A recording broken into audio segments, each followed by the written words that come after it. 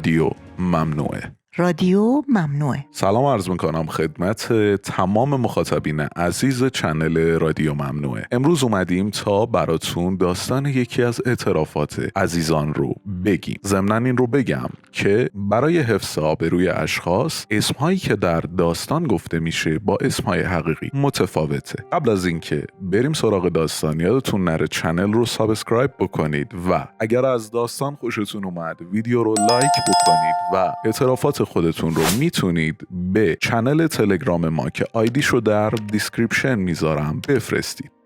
تلفن چند بار زنگ خورد، برداشتمش. آقای دکتر میتونم نفر بعد رو بفرستم؟ بله خیلی ممنون. چند لحظه بعد در باز شد و خانومی با قدم‌های آهسته وارد اتاق شد. دور اطراف رو برانداز کرد. گفت پس دیگه دکتر شدی؟ بار اول که اسمت رو شنیدم حدس می‌زدم خودت باشی. سعی می‌کردم خودم رو آروم نشون بدم. فکر کنم جفتمون یه تغییراتی کردیم. امیدوارم باعث نشه بخوای برگردی. مستقیم بهم نگاه کرد. نه میمونم. میدونی که اصلا از برگشتن خوشم نمیاد. با دستم به مبلی که نزدیکش بود اشاره کردم. میتونی بشینی. یکم بهم نگاه کرد و بعد رفت روی مبل نشست. منم از پشت میز پا شدم و رفتم روبروش نشستم. چیزی نمیخوری؟ با همین مریضات اینجوری رفتار میکنی آقای دکتر؟ تو که مریضم نیستی، هستی؟ یکم مکث کرد. نمیدونم به چی داشت فکر میکرد. من فکرشو میکردم که تو رو اینجا ببینم و خودمو آماده کرده بودم. ولی تو که نمیدونستی چطور شوکه نشدی و اینقدر راحت داری برخورد میکنی. از یه دورانی به بعد یاد گرفتم دیگه شوکه نشم. الان انتظار هر چیزی رو از هر کسی دارم. جو سنگین شد و هر کدوم چند برگ از خاطرات رو ورق زدیم. باید جو رو عوض می‌کردم. بگذریم از گذشته چیز به درد بخوری در نمیاد. چرا اینجایی؟ دست چپش رو برد بالا و انگشتی که توش حلقه بود رو تکون داد. واسه این چند وقت یکم همدیگر رو نمیفهمیم. من که نیازی نمیدیدم ولی به اصرار رامین اومدم. هنوزم فکر می‌کنم که خودمون میتونیم حلش کنیم. راستی رامین اسم شوهرمه. خب حالا که اومدی اگه دوست داری یکم از خودتون و رابطتون بگو. شاید تونستم کاری کنم. یکم با خودش فکر کرد. میدونستم قبول میکنه. هیچ وقت کم نمی آورد. اوکی، فکر نکنم یکم حرف زدن ضرورت داشته باشه. خیلی خوبه. از هر جا که دوست داری شروع کن. برخلاف جلسات دیگه دفتری واسه نوشتم بر نداشتم. میدونستم امکان نداره چیزی از این جلسه رو یادم بره. شروع کرد به تعریف کردن.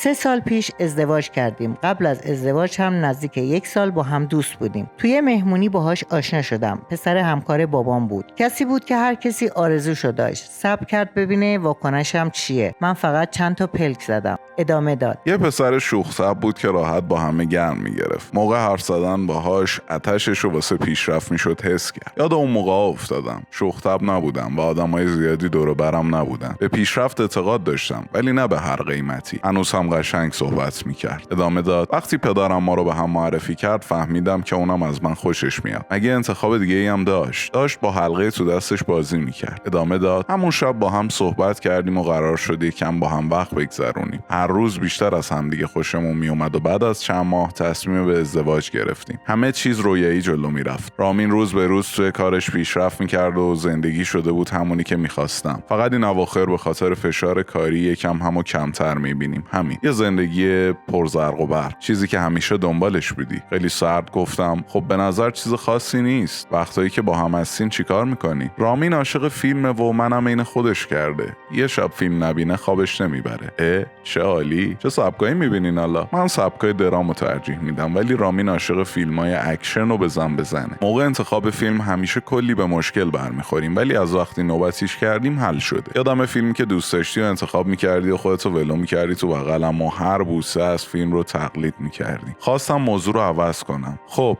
از فیلم بگذریم دیگه. پارتی هم زیاد میریم. عاشق پارتیایی هم که دوستای رامین راه میندازن. یه سالن فشن عالی میشه هر دفعه. ما دوتا هم همیشه نقل مجلسیم. همیشه از پارتی متنفر بودم. حالم از نگاههای سنگینی که روز بود به هم میخورد. یه لیوان آب برای خودم ریختم. گفتم شبا چی؟ شبا چطور پیش میره؟ یکم جا خورد. فکر نمی‌کرد این سوالو بپرسم. آدمی نبود که از صحبت کردن درباره سکس هراسی داشته باشه. باید میفهمیدم که رابطه‌شون توی سکس چطوره. این میتونست خیلی کمک کنه. شاید به هر دومون. خودمون. ابروی بالا انداخت و پرسید یکم زود نیست؟ گفتم نه، سکس چیزی نیست که بخوایم ندیده بگیریمش. به زبون آوردمش که دیگه چیزی بینمون نمونه. انگار سری میخواستم بدونم مشکل چیه و از کجاست و بحث رو تموم بکنم. وقتی دید انقدر راحت صحبت میکنم واسه اینکه کم نیاره شروع کرد به حرف زدن. از تک تک سکسامون لذت میبرم. رامین خوب بلده چی کار کنه. دقیقاً میدونه که من چی میخوام. همیشه آروم و با نوازش بدنم شروع میکنه بدون هیچ عجله‌ای. خب میدونستم چی میخوای. از پشت بغلت میکردم و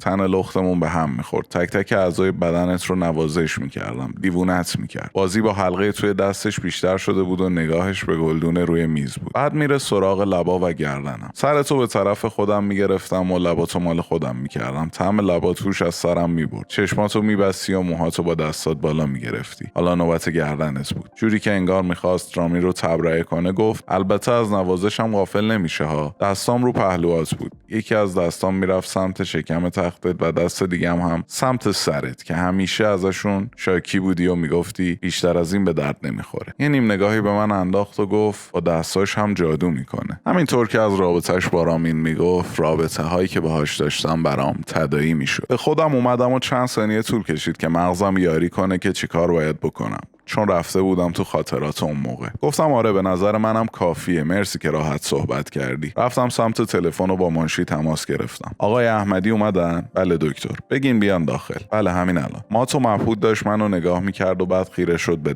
در باز شد و رامین احمدی وارد اتاق شد. با چهره خندون اومد سمت من و گفت سلام دکتر جان. تو جوابش گفتم سلام آقای احمدی، حالتون خوبه؟ اونم گفت خوبم شکر. خاطره جونم چطوره؟ خاطره که هنوز هاج و واج داشت ما رو نگاه میکرد جواب داد من خوبم. رامین: خب دکتر جان درست شد یا باید بمونه؟ با تعجب گفتم جان؟ گفت بابا شوخی کردم، چطور پیش رفت؟ به نظرم جلسه خودمون بیشتر طول کشید نه؟ گفتم خوب بود، واسه شما بیشتر طول کشید چون کامل از گذشته ها حرف زدی و ریز بریز همه چیزو تعریف کردی، اما خانومتون بیشتر داشت درباره اینکه چه چیزایی توی زندگیتون کمه و دوست داره تو زندگیتون باشه صحبت میکرد. من شما رو به یکی از دوستان معرفی میکنم که تخصص بیشتری تو زمینه روابط زناشویی داره. چیز غیر قابل حلی بینتون نیست. امیدوارم بتونه کمکتون کنه. رامین چند بار ماچم کرد و حسابی خرکیف شده بود. به نظر آدم خوبی می اومد. بعد به طرف خاطره ایستاد و گفت خب خانم جان پاشو بریم که منم باید به کارام برسم. خاطره بلند شد و یکم با خجالت نگاهم کرد و فقط یه چیز گفت: ممنون بابت همه چیز. چقدر این جمله برام آشنا بود، مخصوصا زمانی که داشت ترکم میکرد. صدای قلب نیست،